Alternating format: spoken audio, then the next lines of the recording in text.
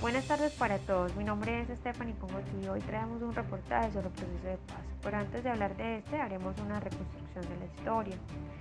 El conflicto armado en Colombia nace hace más de 50 años, teniendo en su inicio una desestructuración del propio Estado a través de los partidos políticos que por alcanzar al poder generaron una oleada de violencia, incertidumbre e inseguridad en toda la población colombiana. Para el año de 1946, el Partido Conservador logra que uno de sus participantes, el señor Mariano Ospina, gane las elecciones. Al querer evitar la violencia, se repartió puestos a sus opositores, pero al no lograrlo en todas las regiones, las disputas aumentaron. A raíz de esto, entonces, surgen grupos paramilitares que se alzaron en armas, con el fin entonces de contrarrestar la violencia existente, en especial en las zonas donde no llegaba o no estaba el amparo del Estado. Estos grupos, financiados por los grandes comerciantes de la época y los ganaderos de cada región, empezaron a apoderarse de los territorios e iniciaron sus actividades ilícitas, cambiando entonces toda su ideología de seguridad y de valores primarios de su comunidad por el narcotráfico. La causa que generó o desarrolló ese conflicto armado en Colombia se centra en una amalgama de elementos entre los que cabe destacar la debilidad del Estado, el conflicto por la posición de las tierras, la existencia de marcadas diferencias económicas en ese tiempo y la polarización y la persecución de la población civil debido a su orientación política. También se destaca entonces la permanencia de guerrillas de orientación comunista y la existencia de una industria de narcotráfico que se ha introducido en todos los sectores de la sociedad y del Estado, sin desmeritar ninguno.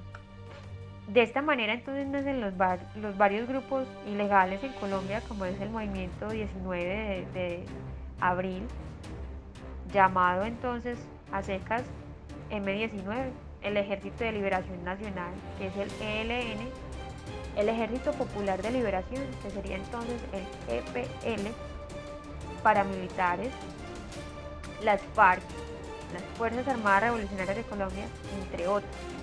El Estado en su error fortaleció su estructura política iniciando una lucha frontal, ya militar, contra estos grupos insurgentes y por ende contra esta actividad ilícita que se generó durante todo este tiempo. Y aún así, no se modificó.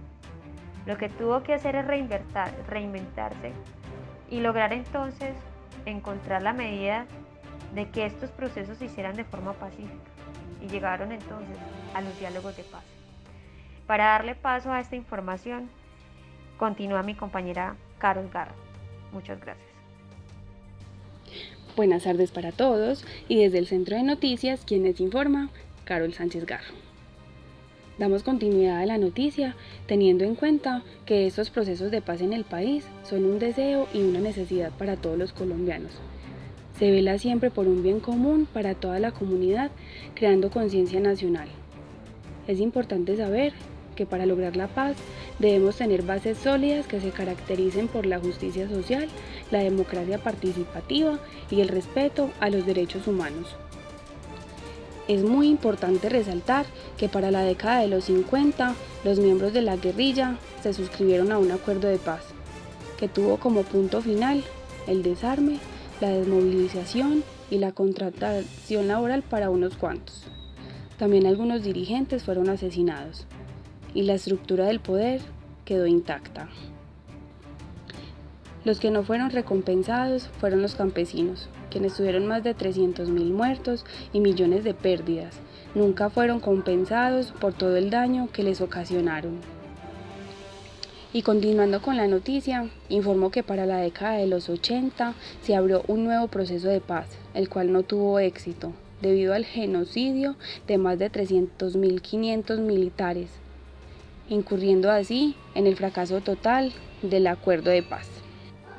El tercer proceso de paz se da en el año 1990, el cual obtiene como resultado la desmovilización y el desarme de 6 grupos de guerrilleros. Continúen con la noticia. Y dando continuidad con este reporte, vemos que a lo largo de la historia han sido varios gobiernos que han establecido diálogos de la paz, empezando en 1974 con el gobierno de Alonso López. En 1984, el presidente Belisario de Tacur, en la cuarta, instaló diálogos de la paz con las FARC, el EM-19 y el ELN. En 1986, con Virgilio Vázquez, continuó este acuerdo de paz. En 1991 y 1990, César Gaviria realizó procesos de paz y fue uno de los pioneros con su cuarto intento con todas las autodefensas. En 1994, con Ernesto Samper, continuaron los acuerdos de paz. Cordial saludo, mi nombre es Eduardo Luis España. Continuando con la información, en 1998 el presidente en su momento, Andrés Pastrana, nuevamente reanuda conversaciones con las FARC, lo cual se presenta un intento fallido para las conversaciones con ese grupo armado. Andrés Pastrana buscó un acercamiento también con el ELN, lo cual tampoco logra negociaciones.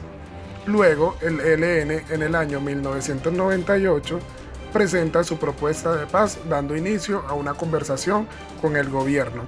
Este proceso es interrumpido por la actitud arrogante del presidente, al no compartir el contenido de la propuesta de paz estipulada por este grupo armado. En el 2005, durante los 8 años de gobierno del presidente Álvaro Uribe Vélez, se realizaron varias rondas con el grupo armado ELN en La Habana, Cuba. Se realizaron liberaciones de guerrilleros de ese grupo para ser voceros en el proceso y el levantamiento de órdenes de captura. Luego no se acordaron zonas de concentración y verificación, lo cual llegó a su fin la negociación en el 2008. Después del proceso de paz intentado en los años 80 con la FARC y los intentos fallidos con el gobierno del presidente Pastrana, inician los diálogos de la FARC con el gobierno de Juan Manuel Santos desde el 2012. Conversaciones que se llevaron en Oslo y La Habana, Cuba, que después de un acuerdo llegaron a la firma de la terminación definitiva del conflicto armado con este grupo en el 24 de noviembre de 2016 en Bogotá. Reflexión sobre el proceso de paz.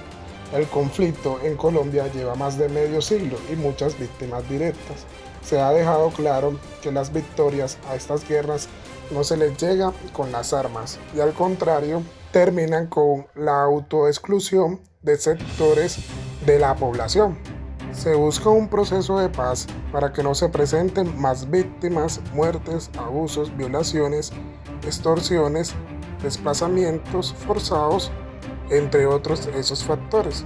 Por medio del proceso de paz buscamos así la verdad, la justicia, la reparación de las víctimas y una tregua perpetua al conflicto que tanto daño hace al país y poblaciones vulnerables. Conclusiones de un proceso de paz. Para iniciar un proceso de paz se llega a una conclusión. Antes de todo, se debe dejar todas las violaciones hacia los derechos humanos, permitir el espacio hacia la negociación entre los grupos armados presentes en Colombia y el gobierno nacional por medio de un comisionado para la paz y la legalidad, dejando también la polarización de partidos políticos y medios de comunicaciones para estar en la línea correcta, entendiendo a las víctimas y a los actores que hacen el conflicto, para fortalecer el proceso de paz. Con esto terminamos nuestro noticiero informativo sobre los procesos de paz.